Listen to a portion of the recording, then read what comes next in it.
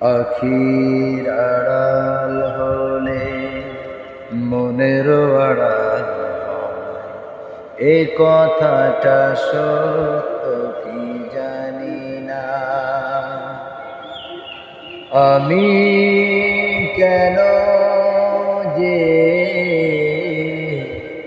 আখির আড়াল হলে একটু ভুলিতে পারি না।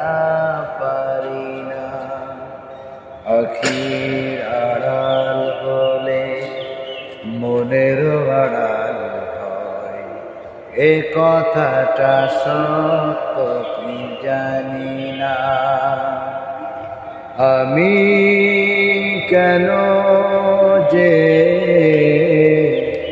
আখির আড়াল হলে একটু ভুলিতে পারি